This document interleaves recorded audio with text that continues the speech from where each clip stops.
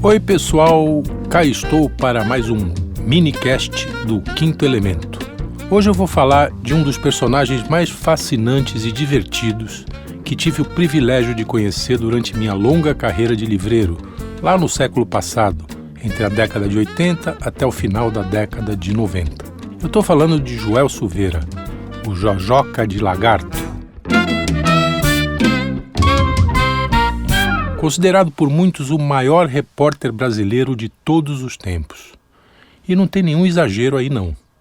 Pô, entre outras aventuras, o cara cobriu a Segunda Guerra Mundial in loco, lá no fronte, tomando bomba de alemão, junto com os bravos soldados da FEB, a Força Expedicionária Brasileira, que foi combater na Segunda Guerra.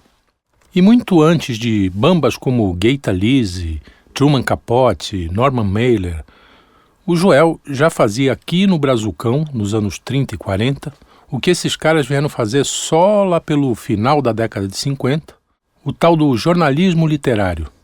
E o mundo acha que eles foram os pioneiros nesse estilo.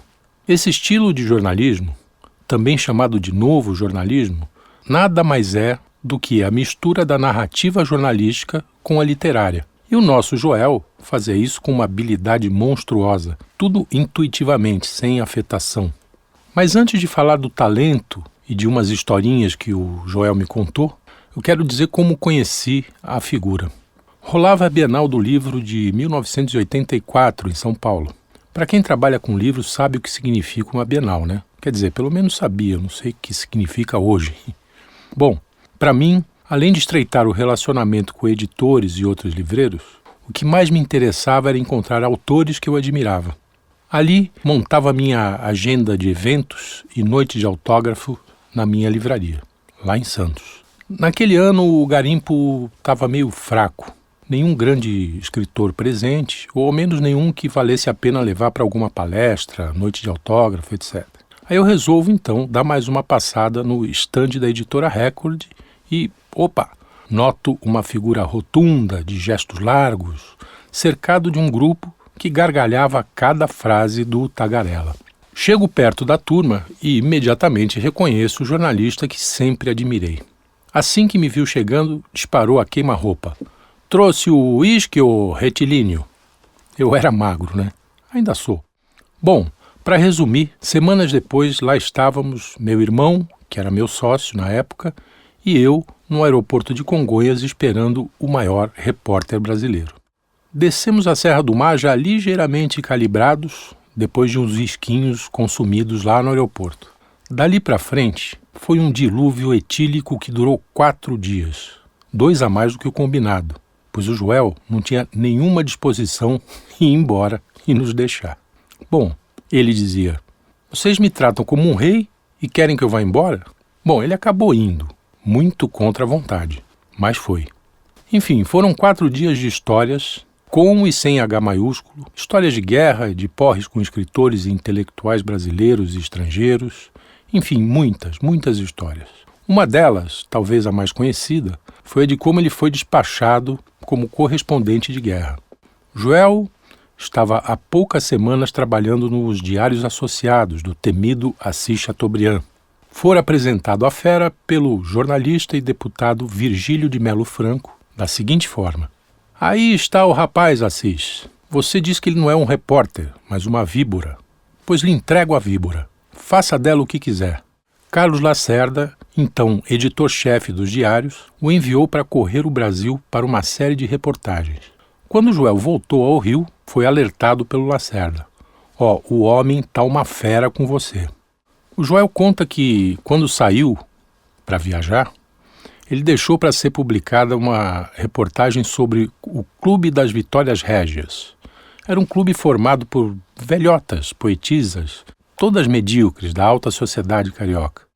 Com seu estilo cheio de sarcasmo, detonou as velhinhas, e uma delas era esposa de um grande investidor dos Diários Associados. Aí o Chateau ficou fulo da vida e disparou. Seu Silveira, o senhor não sabe o que o senhor fez. O senhor atacou a minha melhor amiga.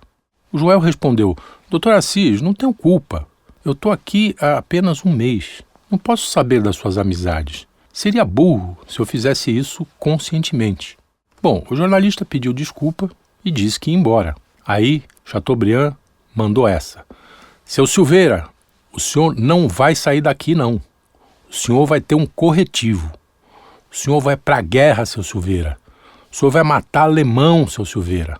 Só lhe peço uma coisa, não me morra. Repórter é pra mandar notícia, não é pra morrer. Bem, e lá se foi o Jojoca de Lagarto cobrir a Segunda Guerra Mundial. Evento que, segundo ele me disse, o envelheceu pelo menos uns 10 anos. Ele disse que ninguém volta de uma guerra e continua sendo o que era antes. O cara foi menino e voltou adulto. Bom, para quem quiser saber mais os relatos do Joel sobre a guerra que ele participou, você pode ler em livros como O Inverno da Guerra, da editora Objetiva, de 2005, Segunda Guerra, Momentos Críticos, da Muad, de 1995, entre outros livros. Procure nas livrarias, nos sebos, enfim. Vale também ler seus livros de memórias, como Tempo de Contar, da Record, de 1985, e Na Fogueira, Memórias, da Muad Editora. Mas algumas historinhas que me foram contadas por ele talvez não estejam nesses livros. Eu compartilho aqui algumas delas. No início do governo militar, embora fosse comum encanar jornalistas, a cana não era tão pesada quanto depois do famigerado AI-5. Nessa época, Joel fazia parte do time de colunistas da revista Manchete, uma das mais importantes daquele tempo. Um de seus amigos e parceiros de redação era o jornalista Carlos Heitor Coni. Ambos, em suas colunas, sentavam a lenha no governo e, vira e mexe, eram levados aos costumes, como a gente dizia na época, para algum batalhão para prestar esclarecimentos e, quem sabe, passar uns dias meditando nas celas. Invariavelmente, eles iam em cana juntos. Um certo dia, porém, estava lá o Joel na redação metralhando sua máquina de escrever quando chegaram os homens da lei e o levaram. Já no camburão, o Joel sentiu falta do amigo de cárcere e de redação e disse: "Ué, cadê o Coni?" Os policiais disseram que alguém deve ter dado a letra da prisão para o Coni, pois não conseguiram achá-lo em nenhum lugar. Inconformado com a ausência do parceiro, Joel não teve dúvida e anotou um endereço num papel e disse: "Olha, pode ir nesse endereço que ele deve estar lá." Dito e feito, acharam o esconderijo do Coni e o levaram aos costumes. Bom, chegando na cadeia, Coni estava meio bravo, né? E encontrou um cândido Joel Silveira, com aquela cara de menino feliz que encontrou o coleguinha, e disse: "Pô, Joel, tu me entregou?" E aí o Joel, feliz ao rever o amigo, mandou essa: "Ah, Coni, eu não ia aguentar a solidão nessa masmorra. Além do que, você arruma as camas como ninguém." Joel me contou que, no final dos anos 70, ele vivia com uma turma boêmia da pesada. Entre outros bambas, tinha os poetas Paulo Mendes Campos e Vinícius de Moraes, o jornalista Luizinho de Oliveira e o memorialista Pedro Nava, que, além de escritor monumental, também era médico e, na medida do possível, cuidava da saúde desses beberrões aí. Nessa época, o Vinícius de Moraes já andava com a saúde meio capenga e sua última companheira, Gilda Matoso, mantinha o poetinha nas rédeas curtíssimas. Nada de esbórnia, nada de farra com os amigos, etc. Era cana braba. Vinícius, então, com a cumplicidade dos amigos, criou uma farsa. Simulava um infarto e pedia para a mulher: "Chama o Nava, liga para o Nava, tô tendo um infarto."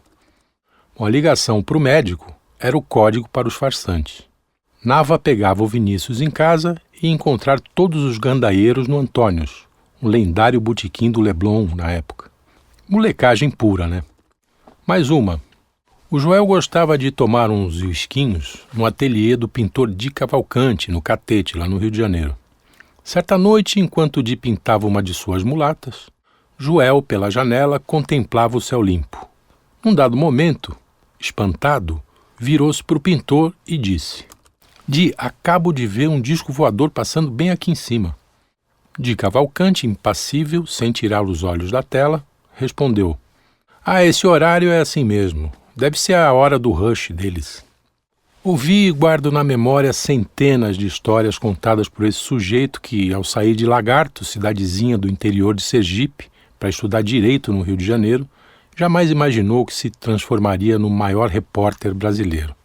A última vez que o vi, pessoalmente, foi em 1990, quando ele lançou, junto ao jornalista Geneton de Moraes, o livro Hitler e Stalin, O Pacto Maldito.